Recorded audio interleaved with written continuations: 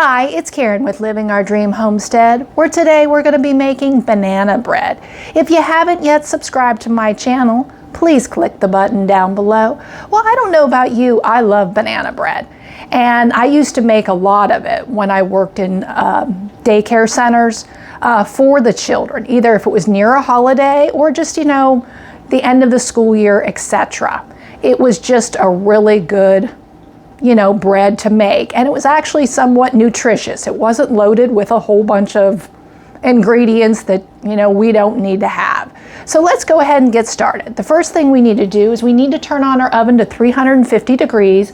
We are going to be using a 9 by 5 inch loaf pan today, and we need to grease it. Now some people may have a spray, and if you want to go ahead and you can spray it that way. I just used unsalted butter, and that's how I greased mine. Well, let me go ahead and turn around the camera so I can show you up close how to make this banana bread. First thing we're going to need is a large bowl, and in it I have 1 stick of unsalted butter. I had it out at room temperature, and I guess it got a little bit more melted than I would like. Now we're going to go ahead and add in 1 cup of granulated cane sugar. And we're not going to use a mixer, we're just going to go ahead and use a spoon and stir this in. Now that we have mixed our butter into our sugar, we need to go ahead and add in 1/2 teaspoon of salt. And then we're going to add in 2 large eggs. And then 1 teaspoon of pure vanilla extract, and then we'll go ahead and mix this together. And now we need to add in 1.5 cups of all-purpose flour that has been sifted. And I have used, you could either use a handheld sifter, or you could use I call this like a sieve to sift your flour. That works as well.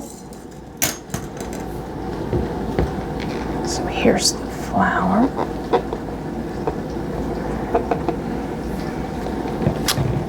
And now we need to go ahead and add in 1 teaspoon of baking soda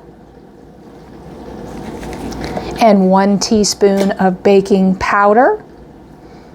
And then we'll go ahead and stir to combine with our spoon.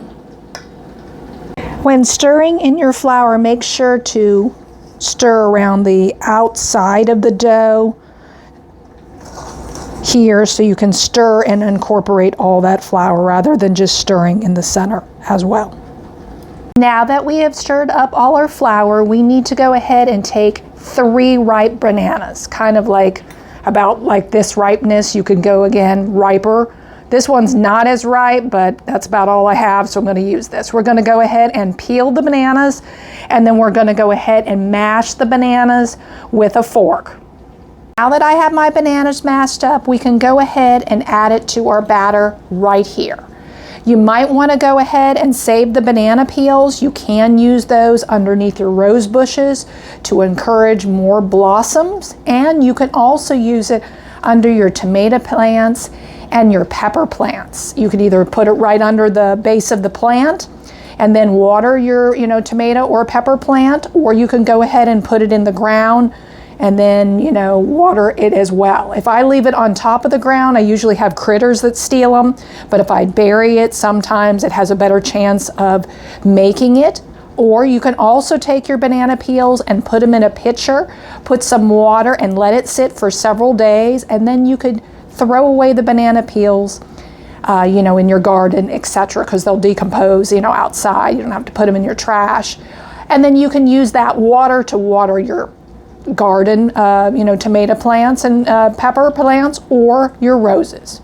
Well, I'll go ahead and add in the bananas to the batter now. Now that I have the bananas mixed into the batter, we need to go ahead and put it into our prepared loaf pan now. Now that we have our batter in our loaf pan, we need to go ahead and put it in our preheated oven at 350 degrees. We are going to bake this banana bread for 50 minutes, or until I insert a toothpick in the center and it can come out clean. Then I will show you when it's done. The banana bread is all done. Mine ended up baking about 54 minutes. We're going to go ahead and let it cool, and then I'm going to go ahead and put it on a wire rack to completely cool. Here's the banana bread up close. Doesn't that look delicious? Well, if you think this is too much banana bread, you can go ahead and freeze as well. I would go ahead and cut it into slices and then wrap it in aluminum foil and then put it down like in a freezer bag. That would be great as well. But with us, I love banana bread. I could eat it all the time, but I do freeze a lot just because then I could take it out and then I can warm it up in the microwave just like it was when it was out of the oven, which is delicious. I will leave the recipe down in the description. I found the recipe in the Lady and Sons 2 cookbook by Paula Deen. Well, thank you for watching. This was Karen with Living Our Dream Homestead. I hope you have a good day.